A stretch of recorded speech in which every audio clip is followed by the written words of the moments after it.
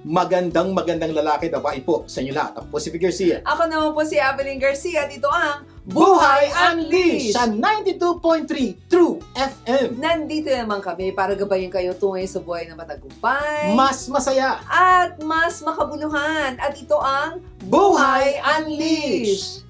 Alam mo bang maraming tao ang kasusweldo pa lang, ubos na. Ganon. Maraming Yung ganyan. tipong kakatanggap pa lang o kaka-withdraw pa lang sa ATM, wala na. Wala na. Ay, Grabe. nako. Eto, Sir Vic, ang mas masakit dyan, yung iba, hindi pa sumisweldo, nakasapatos na yung pera. Ubus na. Siguro Ubus tanong nila, na. Sir, paano naman nangyari yun ang hindi pa sumusweldo? Ubus na. Ito po yung pagdating po sa ATM ng pera, hindi na mahawakan ng may-ari. Hindi na dumaan sa kamay. Hindi na kasi dumiretso na po sa bayarin. So, ibig sabihin, ito po yung hindi pa sumusweldo, ubus na. Ibig sabihin, wala na siyang ina-expect sa araw ng sweldo dahil, sabi nga ni Ma'am Evelyn, nakasapatos na, ubus na. May kaibigan niya ako I don't know, kilala mo to no? Nung sabi niya, kamusta? Magkano tatanggapin mo this month? Sabi niya, ay nako, hindi pa nga dumadating meron ng pupuntahan. Kaya nga nakasapatos na Kasi naka-assign na, and sometimes, tama yung sinabi mo, hindi na dumadaan sa palad kasi binibigay na yung account number to go Yan, to that yung mga person. ATM on phone. Yes, Actually po, sa mga tao po, hindi po nakakalam ATM on phone, ito po yung nangungutang ka, tapos bibigay mo ATM, doon sa pinagkautangan mo, para pagdating ng sweldo, siya unang makakakuha. Maka-withdraw. Para sigurado nakabayad ka. Masakit po katotohanan, napakarami pong tao dumadanas nito.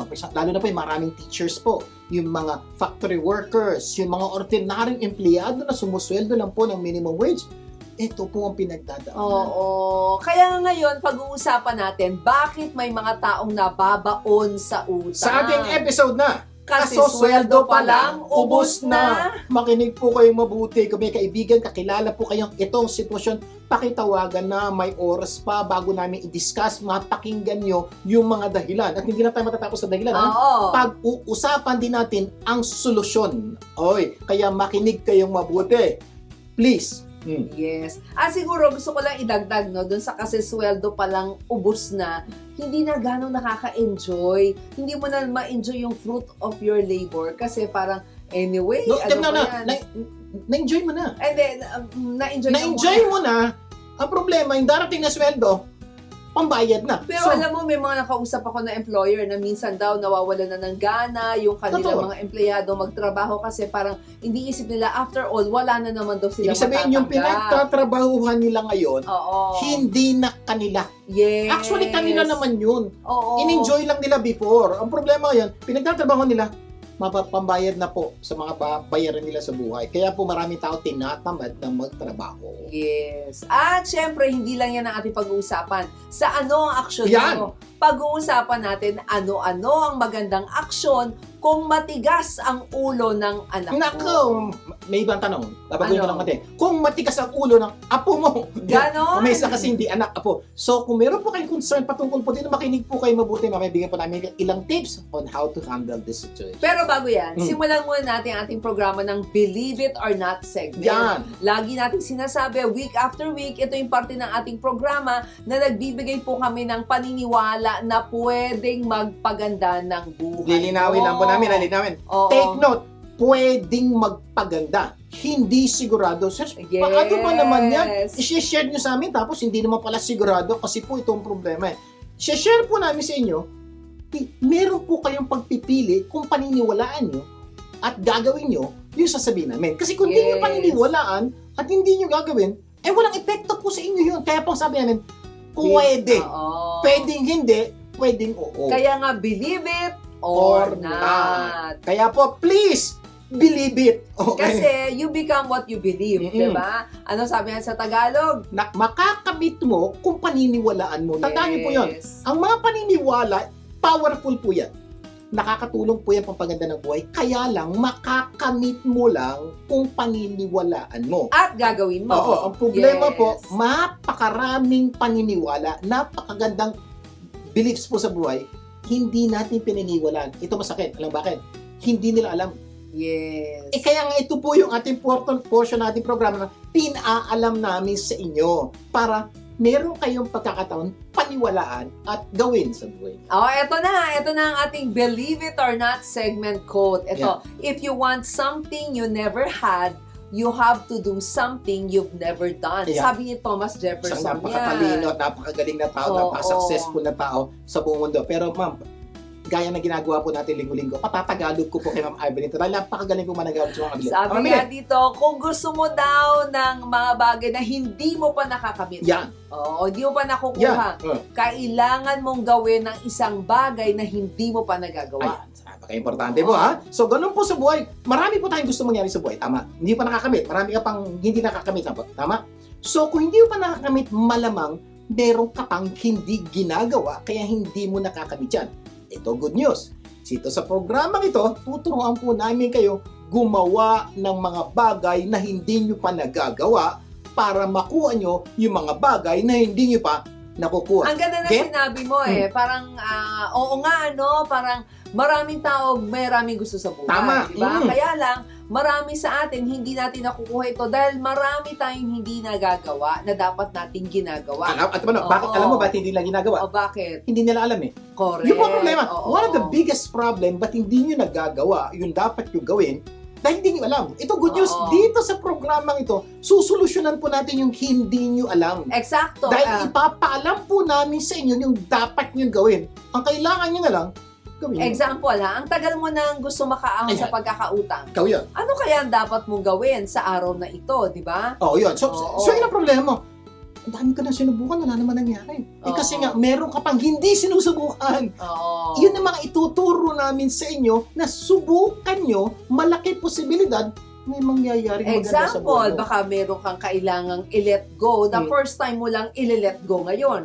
Meron kang mga bagay na palalagpasin mo ang sweldo ng hindi mo ginagawa. Kasi iba, sinasabi na, naku, pag sweldo, kailangan treat yourself. Tama naman, di ba? Pero ang problema, okay na i-treat yung self mo, pero baka naman meron kang gagawin ngayon, hindi mo pa Sabi nga, nagagawin. tama naman, pero mali naman. Ah, Okay. oo. So, ipapag-uusapan ko natin, kailan ba tama, kailan mali? Yung Or- purpose nitong Buhay Unleash na Or programa gusto niyo. mong gumanda ang relasyon mo sa mahal mo sa buhay. Gusto mo yan? Oo. Ano kaya dapat mong gawin mula ngayon? Kasi nga, if you want to have something you never had, Magandang relasyon. oo, you need to do something you've never done. Baka hindi ka pa nagpapatawad, di ba? Baka kailangan mo nang So gawin. basically po, ang Oo. punto po ng quotation na yun, may mga dapat kang gawin na hindi mo pa nagagawa at ituturo po namin yan sa Yes. programa ito. Kaya dapat gawin natin para makuha natin yung gusto natin gawin sa buhay na para maging masaya, Kaya, masagana, at makabuluhan po ang ating yan ang buhay. pangarap po at misyon ng programang ito. Ikaw, gusto namin kayo magkaroon ng masayang, matagumpay at makabuluhang buhay. Kaya pagsamasamahin po natin every Saturday, sama-sama po tayo. Ayusin natin ang buhay natin. At baka hindi mo pa ginagawa, hindi mo pa ginagawang Ugaliing manood ng programang ito. regularly or manghatak ng mga tao Ayan. manonood, makikinig ng Buhay Unleash every Saturday 4 to 5 p.m. sa 92.32 FM, or pwede mong i-share yung Facebook live video, yung YouTube video, at sama-sama nating pagandahin ang ating buhay at ng mga mahal natin. Malamang hindi mo pa nagagawa yan. Gawin mo. Promise, may magandang mangyayari sa buhay mo. Kaya ang payo namin, if you want something you never had, you have to do something you've never done. Magbabalik pa po ang Buhay Unleash. Huwag bibitiw!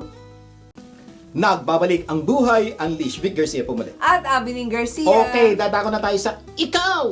Ano ang action mo segment? Tandaan natin you are what you do, not what you say you'll do. Sa Tagalog po hindi pwedeng puro ngawa o salita. Dapat may gawa. Ganun po ang papaganda ng buhay. Dahil ikaw ay produkto ng ginagawa mo at hindi ng mga sinasabi mo. At syempre sa segment na ito, hahanapan natin ng aksyon ang mga sitwasyon na nangangailangan ng solusyon. Yan. So basically po, yun po. Ang hinahanap natin, hindi lang solusyon.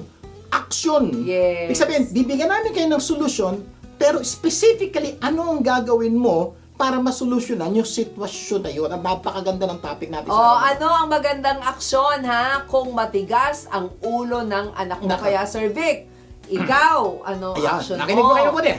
Ano ang magandang aksyon kung matigas ang ulo ng anak mo? Makinig ka, simple lang. Oh. Ilagay mo sa malaking kasirola Ha? at pakuluan mo. Lagyan mo ng tubig. Ano yung karne? Oh, di ba ganyan ang ginagawa natin para lumambot ang karne? Di ba? Ano ba? Actually, pinakukulo ka natin. May mas maganda pa. Mas maganda, mas mabilis. Ano? Ilagay mo sa pressure cooker. Ano ba? Joke lang po, joke lang. Ibang karne po pinag-uusapan natin. Okay, sa karne po yan baka, baboy, pero hindi po. Oo. Ibang karne po pinag-uusapan At natin. Pinag-uusapan po natin. wag niyong gagawin. Joke lang po Joke yun lang. huwag niyong gagawin. Alam mo naman po dito, gusto lang po natin may konting Sige, sir, katuwaan. seryoso tayo. na tayo. Anong gagawin? Anong magandang aksyon kung matigas ang ulo ng Okay, anak mo? tama. Kung matigas ang ulo ng anak mo, simple lang ang sagot ko. Dapat mas matigas ang ulo mo. Ha? Dapat mas matigas ang ulo ng magulang. Ha? Siguro, paano nangyari yun? Simple lang po. Tell me logic. Bakit matigas ang ulo ng anak mo? Simple lang.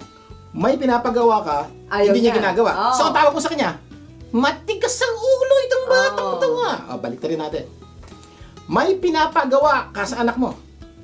At ang sabi mo, anak, pag hindi mo ginawa yan, ito ang mangyayari sa'yo. So, yung bata, Oo. Mami, paano kung ganito? Hindi! Gawin mo! Paano to? Hindi! Ano mangyayari? Ano sabihin ng anak mo? Si Mami, matigas ang ulo. At dahil matigas ang ulo ni Mami at ni Daddy, sino masusunod? Si Mami at si Daddy. So basically, at the end of the day po, sino ang nasusunod sa pamilya? Yung matigas ang Ulo. So, sikreto, para mabawasan ang tigas ang ulo na dapat mas matigas ang ulo ng magulang. Kaya lang, minsan nangyayari, halimbawa, magbibigay ka na ng penalty. Nakalimutan mo na ibigay yung penalty. Isipin ng bata, mas matigas ang ulo ko. Yes. Nakuha ko yung gusto ko. Kaya nga, dapat nga po, Oo. dyan papasok po yung tigas ng ulo ng magulang. Ano ba ibig sabihin ng tigas ng ulo? Sabi ng bata, para maintindihan niya. Sabi ng bata, hindi ko gagawin yan. Sabi ng anak mo, may pinapagawa ka, ayoko. Ano tawag doon? Matigas ang ulo. Balik oo. natin. Anak, gawin mo yan. Sabi ng bata, ayoko. Sabi ng magulang, pag hindi mo ginawa yan, ito ang mangyayari sa'yo. So yung bata, ayaw pa rin gawin. Ito gawin mo. Sabi ko, di ba, kukunin ko yung cellphone mo pag di mo ginawa yan. Kunin mo. Dapat gawin mo. Oo. So ano maramdaman ng bata? So, hindi dapat matigas ang ulo. hindi dapat panakot lang. Hindi lang. Dapat, Oo. pag sinabi mong kukunin mo, Gagawin mo. kukunin mo. Pag sinabi mong hindi siya pwede lumabas ng bahay, hindi siya lalabas. Ibig sabihin, dapat ikaw ang susunod. At the end of the day, pag sinabi mong matigas ang ulo, siya yung nasusunod. Oo. Dapat ikaw ang nasusunod sa pamilya. At hindi lang yan. Dapat bigyan lang muna natin ng linaw. No? Dapat bigyan natin ang ating anak ng age-appropriate at person-appropriate rules or corrective action. Linayin mo natin ha. Ibig sabihin po, sa bahay po natin, dapat bibigay tayo ng rules. Oo. At bawas rules na nababiolate, which is, maski sa batas, pati sa Oo. gobyerno, na may appropriate corrective action. Dapat, pag sinabi mo to, rule, Gagawin mo. Ano mangyayari? Matututo yung bata, hindi magtigas ang ulo. Bakit? Pag hindi ako sumunod kay Mami, ito mangyayari. Ayoko mangyari to. Susunod ako. Yung po ang ibig sabihin na dapat mas matigas ang ulo ng magulang kaysa anak. Pero age-appropriate. Yeah. Ha? Kung anak mo matigas ang ulo, isa lang daw ang ibig sabihin, di ba? Mas malambot yung ulo ng magulang. Yung po ibig diba? sabihin nun. Pero, ang lagi natin sinasabi dito, kailangan age-appropriate. At tatandaan nyo po, ang susi para mabawasan tigas ng ulo ng anak mo ay dapat medyo Mas matigas meron ang kang ulo. consistency. Oo. Oo. Kapag sinabi mo, gagawin mo all the time. Yan po, napakasimple pong solusyon sa bata matigas ang ulo. Napaka-importante po ito. Dapat age-appropriate. Tandaan niyo po, iba po ang pagdidisiplina sa baby, Yes. sa toddler, sa teenager, sa 21 years old and above. Young adult. O yung iba-iba po yun. So, ibig sabihin dapat ang disiplina age-appropriate. Kumbaga may tamang aksyon sa bawat edad ng ating mga anak. Kasi you cannot treat babies and adult the same way. Totoo yan. diba? Pero basically, the same consistency, Oo. pareho. Correct. Pero yung parusa o corrective action sa baby, iba sa toddler. Okay, Oo. sample. Kumbaga meron po tayong stages of parenting. May tamang parenting technique sa bawat edad ng ating mga anak. Okay. Oo. Ang problema po, mahaba po yon. Okay? Hindi po Yes. namin kayang ituro po sa inyo. Sa mga susunod pong sa ating pagsasama, tuturuan po namin kayo ng stages of parenting. Okay? Pag ginawa mo ito, unti-unting makikita mo gaganda ang buhay mo. But at this point in time, sinusolusyonan lang po natin yung tigas ng ulo ng bata. At pag nagkamali ka ng technique, malamang magiging mali rin yung resulta. Kaya medyo mag-ingat tayo. Dapat maging maagap tayo sa pagpapalaki ng ating anak. Di ba? Napag-usapan Meaning, na natin lasa. agap, meaning alamin. Alamin. A. Gawin. G.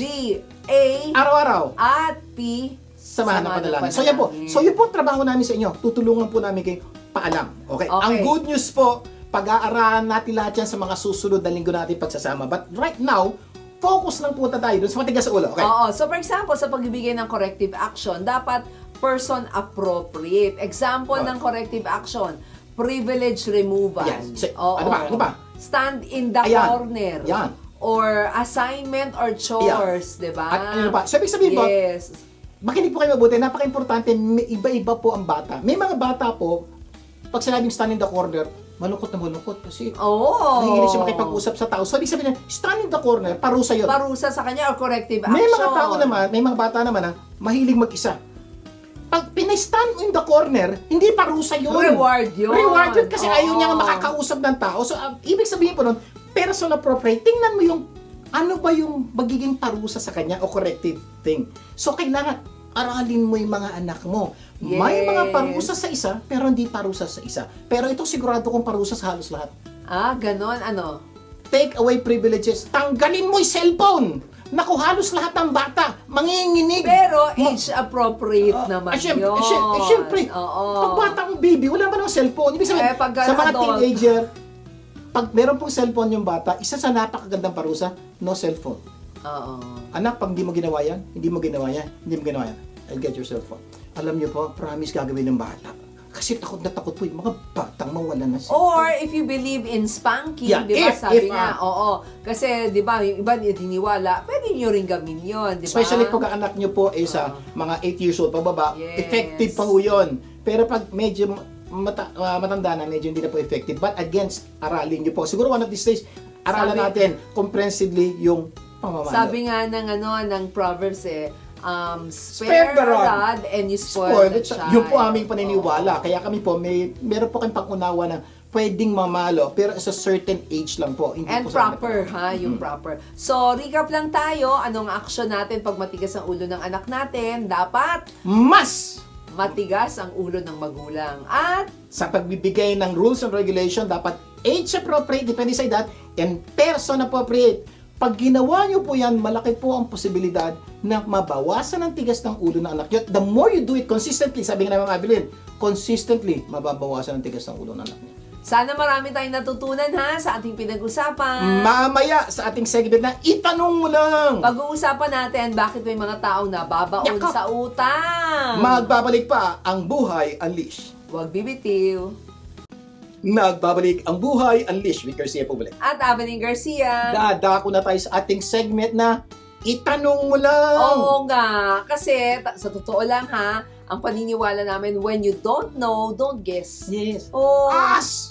kasi kumbaga pag hindi mo alam, wag ka manghula. Itanong mo lang. Naalala ko recently, shout out lang kay Alan, ayaw niya magtanong dun sa pulis. Oh. Kaya wala pa, ikot-ikot kami hanggang sa eventually, nagtanong kami, ang dali lang pala nung dadaanan. No? Ganun tayo minsan pag naliligaw, di ba? Parang ayaw nating magtanong. Especially pag may special nangyayari. Kasi may Aksidente. ways Oo. Si Waze, hindi alam lahat ng nangyayari. Oo. Pag nagkaroon ng aksidente, kuminsan di na alam ni Waze yung Hindi niya na alam. Oo. yung daan. Okay, so napaka-importante po. Ano mang sitwasyon meron kayo, mga opisina, mga bahay, magtanong. Yes. For example, inutusan ka ng nanay mo, anak, gawin mo to. Ano nga sinabi nila? Yung bata, ano nga sinabi nila? Parang ganito, parang... So, pag ginulangan mo, huhulaan ng bata. Oo. Ginawa niya. Pagdating nun, ba't yan ang ginawa mo? Kala ko po yung pinapagawa. Kaya nga, pag hindi ka sigurado, itanong mo lang. Eto, alam mo ba maraming tao ang kasisweldo pa lang ubos na? May kilala ka bang ganyan ng buhay? O, ikaw mismo, kasosweldo pa lang, ubos na. Oo, kung ang buhay mo ay kasisweldo pa lang ubos na, dapat magpasalamat Ha? tayo. Bakit? Kasi malamang nagtataka ng iba dyan na Ba't ako magpapasalamat? diba? Kasosweldo pa lang, ubos na. Kasi ang dahilan, may mga taong hindi pa sumisweldo, ubos Ayan, na. yan. Kasi sabi natin kanina, nakasapatos na. Yeah. So, napaka-importante po. Kung ikaw kasosweldo pa lang, ubos na, may konti, saya ng konti. Bakit? Kasi meron mas worse May sa'yo. worse sa'yo. Pero pareho kayo may problema. Ang napaka-importante, makinig kayo mabuti dahil pag-uusapan natin, dalawang bagay po, two-part series to. For today, pag-uusapan natin yung mga dahilan para malaman nyo, para wag nyo gawin. Okay? O para maiwasan. Pangalawang segment po natin, or basically part 2 next week, aalamin naman natin ano'y solusyon para matapos na ang kasosweldo pa lang, ubos na. Naalala ko nung bagong kasal tayo, kami po. no? Ang dami naming gastos. Dumating yung pagkakataong Kasosweldo na kami. pa lang, ubos na. No? At may mga pagkakataon nga na hindi pa kami sumisweldo, ubos na. Yeah. So, Nakasapapos ibig sabihin po, na. mga kaibigan, Oo. hindi lang po kayo yun. Kami rin, Nadaanan na namin dumating yun. po kami at alam niyo, napakahirap po ng mga panahon yun. Sa totoo lang, at alam ko, nahihirapan na kayo ngayon. The good news is this, paulit-ulit namin sinasabi sa programa ito, lahat ng problema may At solusyon. dahil dun sa pangyayaring yon, di ba, naghanap Ayan. kami ng solusyon. Alam nyo ba yun, naghanap kami ng solusyon. At nagpapasalamat kami dahil sa tulong ng mga kaibigan at sa awa ng Diyos, nakalaya kami, nakaalis kami dun sa problema. Alam niyo po, may 32 years na po kami Oo. kasal. Mary, Sa mga hindi po nakakaalam, mag-asawa po kami. Parang hindi kami bagay. Ano Parang ba? mas napakagwapo ko para sa asawa. Joke lang po. Okay. So, sa unang 4 na taon po namin pagsasama, nabaw kami sa utang.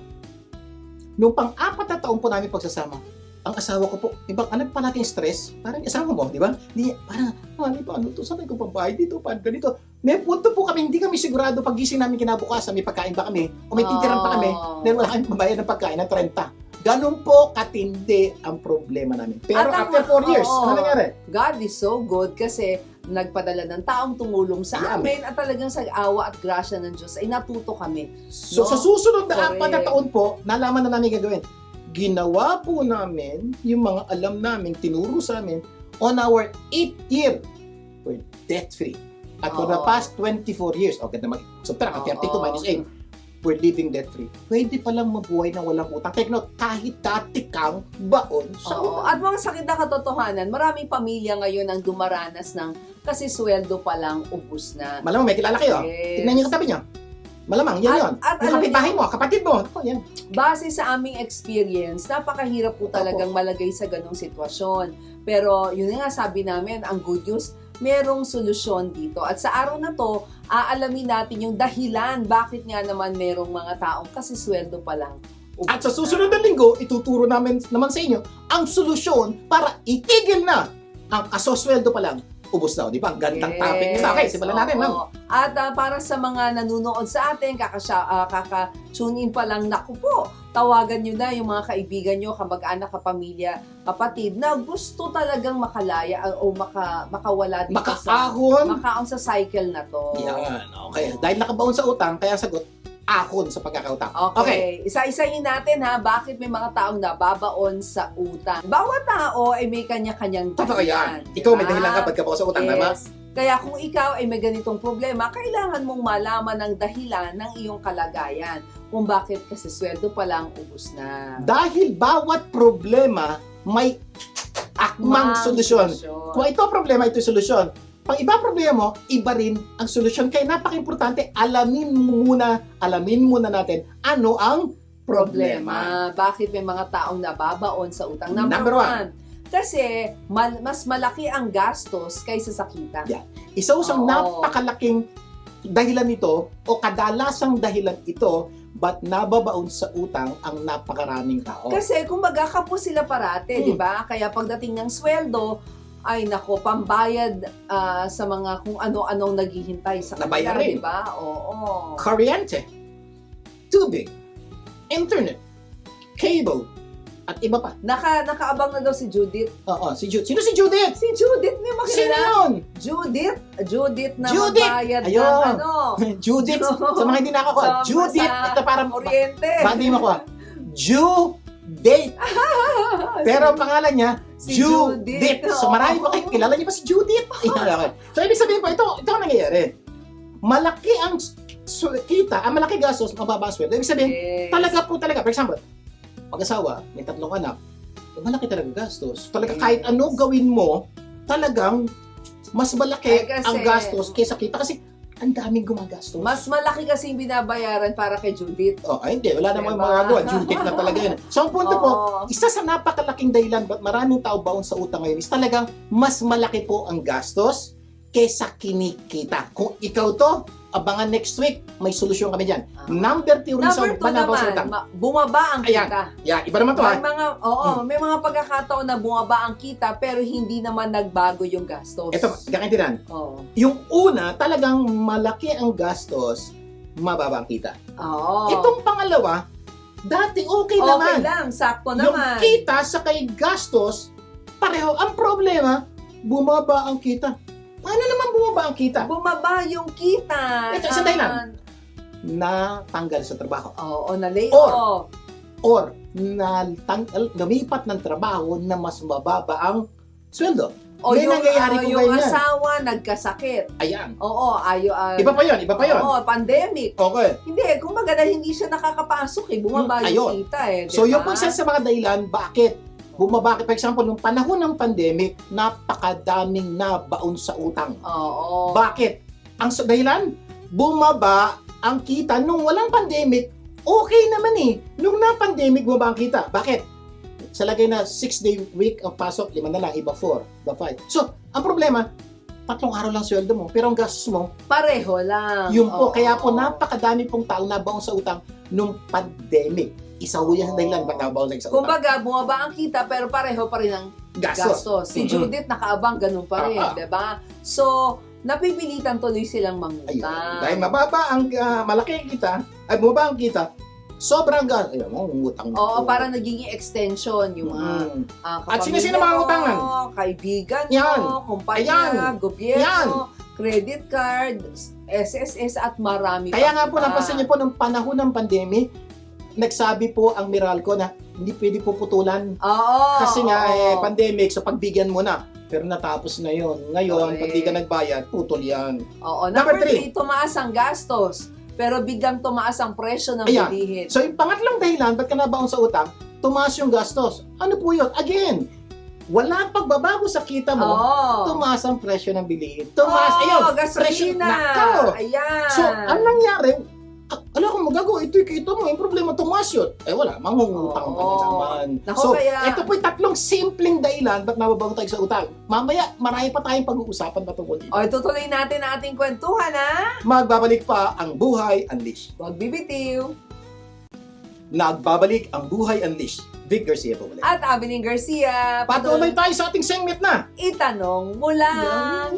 Sa ating topic na, bakit may mga taong nababaon sa utang? Sa ating episode na, Kasi sweldo pa lang, ubus na. so review tayo. Okay, ano yung 3 na-discuss natin kanina, ba't nababaon sa utang marami tao? Number 1. 1, mas malaki ang gastos kaysa sa kita. Number 2. Bumaba ang kita. Yeah. Oo. Number 3. Pero yung gastos, nanatili. Nanatili. Number 3. Oo. Number 3, tumaas ang Ang gastos, ang kita, Pareho pa nanatili rin. yan. Oo. Malamang, iba ko sa inyo.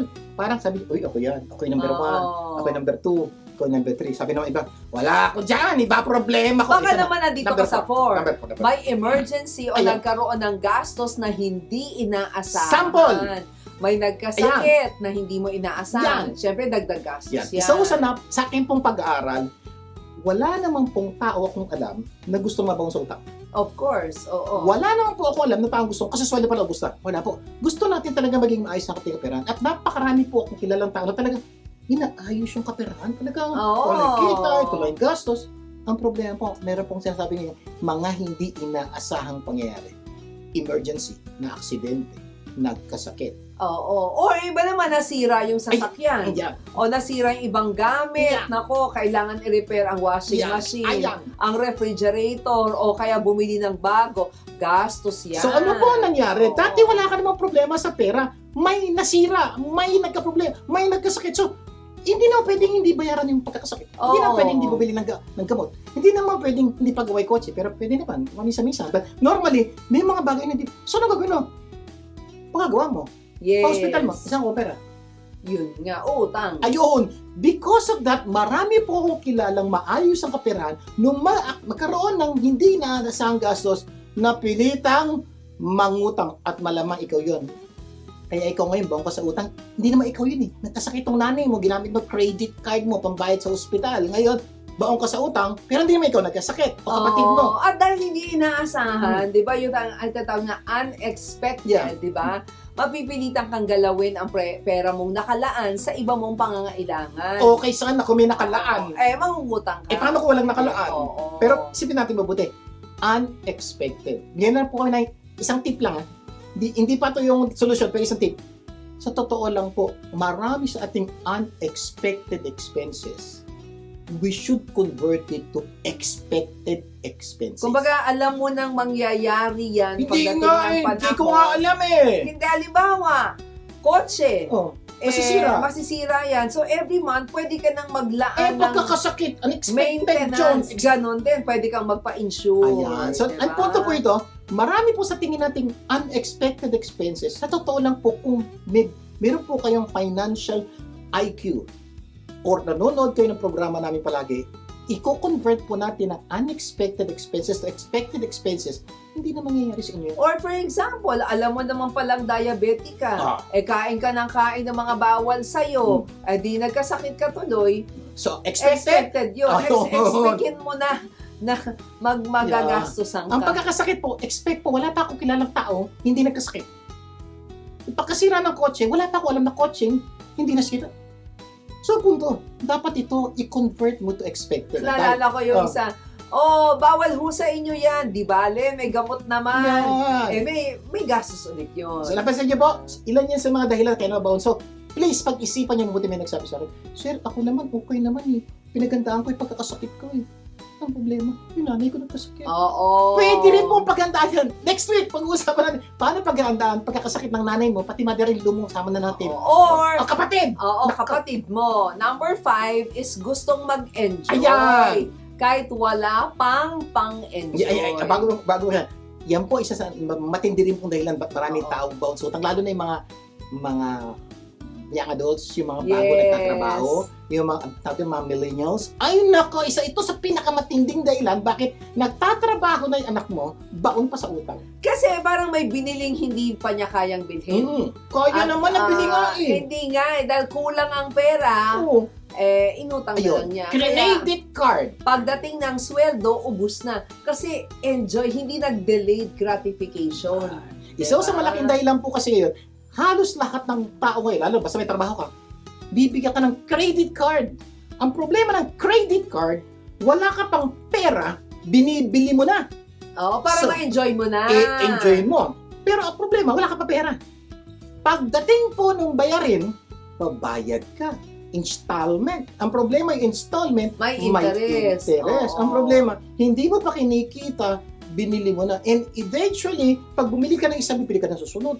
Mamaya, dahil mo nang binili, patong-patong na interest mo, ito problema, baong ka sa utang. Bakit? Nag-enjoy ka eh. Kaya ba sinasabi ng ibang matatanda, di ba? Don't count your eggs, di ba? Ano ka count? Don't count the chicken. At the chicken ang hindi pa nahahatch ang eggs. Yan, ikaw talaga. Diba? Count mo yung eggs kasi doon magagaling yung chicken. But the problem is, hindi dahil may egg ka, may chicken ka. So, ang punto po ito, kaya maraming tao na baon sa utang, gusto mag-enjoy kagad. Ang problema, wala pang pang-enjoy. Dapat po kasi ganito, mag-i-enjoy ka lang pag may pang-enjoy ka na. Ibig sabihin, may pera ka na. Kaya kasi sweldo pa lang ubus na, they want to enjoy now and pay more later. Ano ba? Nagkaroon ng more. Kumbaga, gusto nilang enjoy ang bagong sapatos, damit, bag. Ito pa, vacation. Diba? Yung mga vacation to a dream destination. Tokyo Disneyland. Ang problema, Singapore. Thailand. Ang problema, kadalasan, kapag inutang mo yun, hindi mo lang naman ine-enjoy yung inutang mo, you will pay more because of the interest of that enjoyment. Yan. Yun po. Lalo-lalo na po, hanggat maaari po suggestion ko, wag uutangin ng bakasyon. Magbakasyon ka pag na-save mo na. Kasi po, can you imagine, nag-enjoy ka pag uwi mo? Noodles sa pagkain mo. Pinaritong iklog. Bakit? Nag-enjoy ka. So, po, ingat lang po yan sa mga bagay. Kaya halimbawa, yung pagkabili mo ng isang bagay, 1,000 pesos. No? Enjoy it. Oo, I enjoy enjoy mo it. yun. Pero baka ang talagang nagastos mo, hindi 1,000. 1,100 pesos dahil dun sa interest. Interest. So, you pay more, di You ba? only enjoy 1,000, but you Oo. pay 1,100. Yun po yung sinasabi Oo. ko namin. Lugi ka doon, di ba? So, ang mas matinding problema pa, ito, kung ang gustong I-enjoy. enjoy mo ay cellphone, o kaya motorsiklo, Yeah. di ba maraming gustong magmotor? Computer. Oo, at Tablet. Naku, marami pa. Normally, kapag ganito ang binili nyo, hindi kayang bayaran ng isang bayaran. Oo. Di pwede. Installment. Babayaran mo to ng anong tawag doon? Teardrops. Teardrops. At Patak-patak. installment yan. At sabihin pa na nagbibenta, sir, interest-free yan. Oo, yung pala naka-impute na doon. Naka-impute na po yung interest. Joke lang Oo. yan eh. At ito, napakalaking problema ha. Kasi bawat bayad mo, may kaakibat na dagdag na yun. Totoo yan. Kaya- Kung bibili ka ng damit o sapatos, 1,000 pesos lang. Ang tawag ko dyan ay isang buwang pagkakamali. Bakit naman? Kapag bumili ka ng cellphone o computer, babayaran mo naman ng 24 months. Ang tawag ko dyan, 24 na buwang pagkakamali. Oo nga, ano? Kasi po, isang beses mo lang binili. Sa isang beses ko lang binili. Hello, ibang buwan mo babayaran eh. So please, walang installment. At dahil sa kagustuhan nilang mag-enjoy now, they will pay more later. Dahil sa interest, hindi nila gaano na pag-iisipan ang babayaran nila sa mga susunod. Basta ngayon, Basta enjoy ako. ngayon, enjoying ko na to. At kung minsan, nakaluma na o sira na yung binili nila Ito ng installment. Nawala na, nadukot na, na-hold up na. Pero nagbabayad pa rin sila doon sa nawala o Kilala naluma. pa kayong ganyan. At kadalasan, itong mga pagkakamaling ito ang nagagawa ng napakaraming tao kahit tayo nababaon sa utang. Correct. Kaya pag-isipan nating mabuti kung ikaw ba ito. Number 6. Hindi mapigilang pagbili sa Ayan. online shopping site. Ayan! Naku, Isang malaking dagdag Grabe. gastos po ngayon ay online. Naku eh, alam niyo na yun. Correct. Si letter L, saka si letter Kaya S. minsan naman, wala ka naman balak naman bilhin, Ah. di ba? Pero dahil nagsusurf ka, nagpipipindot-pindot ka Mm-mm. dyan, swipe dito, swipe doon, bigla na lang may lalabas May- na sale. Oo. Tutulog. Bago yung produkto, napakaganda ng produkto, napakamura, at ilang pindot lang, ilang araw lang na pag-intay, nandyan na sa pintuan Hindi ka nalalabas ng bahay. Oo. Pendot lang. Kaya, kasi Hindi. sweldo palang ubus na. So ito po, naku, isa pang problema kung ikaw naman ay addict sa online, please, mag-isip ba mabuti, huwag absent next week. Susolusyonan natin yung mga problema ngayon. Mamaya ha, tutuloy natin ang ating kwentuhan. Magbabalik pa ang Buhay Unleashed. Diyan lang kayo. Nagbabalik ang Buhay Unleashed. Bigger siya po ulit. At Abilene Garcia. Patuloy tayo sa ating segment na itanong mo lang sa ating topic na bakit may mga taong nababaon sa utang. Sa ating episode na Kasi sweldo pa lang, ubus na. nakailan tayo? 6 na tayo. O Oo, review tayo. Review lang tayo. Kanina sabi natin, ito yung mga dahilan bakit nababaon sa utang maraming tao. Una, mas malaki ang gastos kaysa sa kita. Number 2, bumaba ang kita. Ay, mababaon ba sa utang niya? Pero, Hindi nang bago ang gastos. ang gastos. Number 3, tumaas ang gastos, Hindi nagbago ang natila kita. ang kita. Oo. Number 4, may emergency nagkaroon ng gastos na hindi nasa sakit, may nasira, whatsoever. Number 5, gustong mag-enjoy. Kahit wala pang Ayan. pang-enjoy. Problema yan. Number 6, hindi mapigilan pagbili sa online shopping. Yan, problema ko. Number 7, ito na. Hindi marunong gumamit ng credit card. Bakit? Ano magmamit? Kaya abot mo lang. Yeah, o kaya, ang tali, o kaya di ba bago na itatap lang. O sa Tap swipe lang. O, iba nga, cellphone na. Nako, alam nyo bang may tamang paggamit ng credit card? Totoo May yan. tamang paghawak Kaya ba dapat- left or right? Totoo po. Oo. Hindi, lilinawin po namin, hindi po masama ang credit card. Okay? Yes. Sa kamay ng taong marunong gumamit, advantage po ang credit Kikita card. ka pa. Oo. Sa kamay ng taong hindi marunong gumamit, mababaong ka sa utang. Oo, kasi minsan dahil credit card ang ginamit, parang andaling magdesisyon. Ito isang paraan para Oo. maitama ang paggamit. Okay. Oo, madaling magdesisyon na bumili. Kaya pagdating ng sweldo, ubus na. So ito po, ang suggestion po namin, kung tingin mo credit card na nagpapabaon sa utang mo, pwede hiling po namin. Pag pupunta ka sa mall, o sa department store, o sa grocery, iwanan mo yung credit card sa bahay. Pwede. Kasi po, pag nasa grocery ka at cash ang babayaran mo, hindi napasin, ang tagal mo bilhin. 200? Kasi alam mo bakit? Nakikita kasi yung lumalabas na pera. Bisyo man. Oo. Pero pag credit card, kasin mo, baby! Oh, parang wala ka nakikita. So, pag credit card po, mabilis gumastos. Pag cash, mabagal at matagal at malaki posibilidad, mababawasan. Kaya sa susunod na linggo tuturuan namin kayo ng tamang paggamit ng Credit card. Okay. Pag-isipan mo mabuti baka ikaw itong pinag-uusapan natin. Number 8. Hindi mapigilang bisyo Ayan. o luho sa buhay. Bisyo na to! Ay, may kilala po kayong ganyan. Kahit alam na hindi dapat bilhin, ay binibili pa rin po. At ito po ay magdudulot ng malaking problema sa napakaraming tao. Oo, parang kaya binibili niya pa dahil bisyo na eh. Kasi ibig sabihin Bisyo po, na eh. hindi niya na kailangan, binibili pa niya. May kilala po kayo ganyan. O kaya, kailangan niya, binibili niya kahit wala siyang pera. Ano yan eh, addiction sa drugs. Sample na, diba? doon muna tayo sa todo. Oo. Addiction to drugs. May mga tao, walang pera pero bibili ng drugs. Uutang. Ito masakit. Pag wala nang utangan, Ay nako. ano ginagawa? Nangongopet. Nangongopet kay nanay, kay tatay, kay ate. Pangatlo, nagsisinungaling. Nagkakaroon ng project sa school nang walang project. At pangapat, nagnanakaw. Ako'y masakit. Mas matindi. Yun po, kasi nga po, bisyo na. Pag bisyo na po, ang suggestion namin, hindi namin kayo solusyon na ngayon pa lang, kailangan niyo po ng professional help. Kasi po, bisyo na po, sakit na po ito. Kailangan niyo po ng taong tutulong sa inyo. May addiction sa paggastos na, di Problema. ba? Number 9. Number 9 naman, hindi nagbabudget ng kaperahan. Makinig po kayo mabuti. Isa sa napakalaking dahilan na maraming tao bound sa utang ngayon, hindi po nagbabudget. Sabi nila, bakit ba kailangan mo talaga mag-budget? Totoo po.